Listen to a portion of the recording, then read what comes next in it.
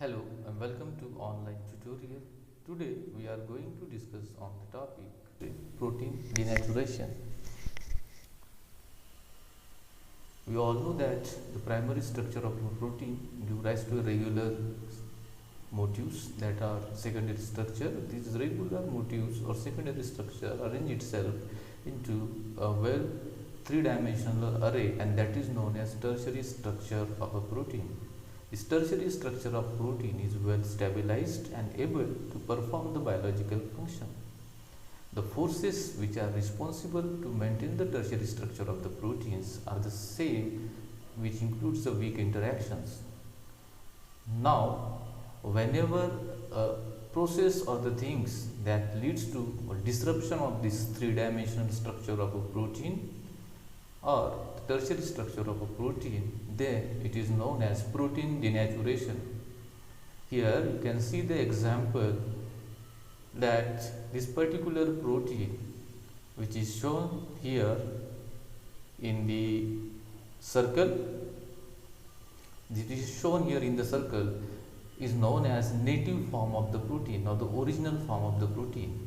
Whenever it is subjected to a conditions that leads to the loss of its three-dimensional function, then you can see here in the denatured protein, it is not properly oriented or properly configured, but it leads to the loss of its three-dimensional structure, resulting into an extended form. This is not capable of performing its original function, and it is said to be a denatured form of a native protein. Now, what are the denaturing agents? There are many physico-chemical agents which cause the protein denaturation. Heat is one of the important factors, and increase in the temperature leads to the vibration in the molecule, which provides enough energy to break the tertiary structures or break the bonds which are responsible for maintenance of tertiary structure of a protein.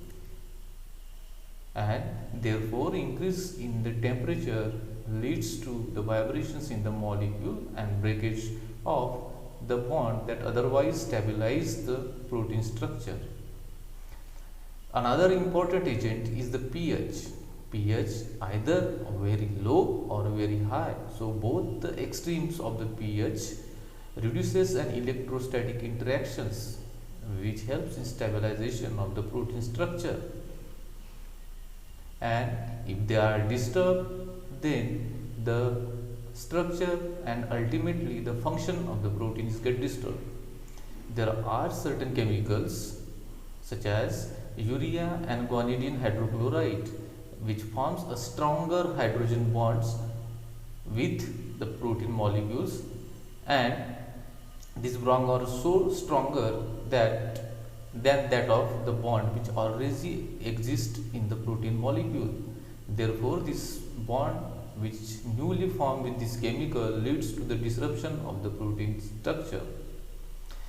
Detergents, which is a very commonly used chemical agents to disrupt the tertiary structure of protein or to denature the protein, and it do so by disrupting the hydrophobic interaction in the protein molecules.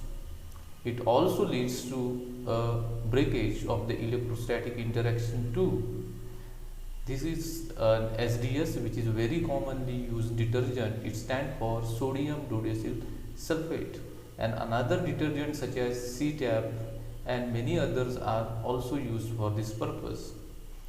To break the disulfide bond that exists between the SH sulfahydryl group containing amino acid residues in the 3D structure of the protein is break by using a beta mercaptoethanol, and thereby it also leads to the disruption of tertiary structure of a protein.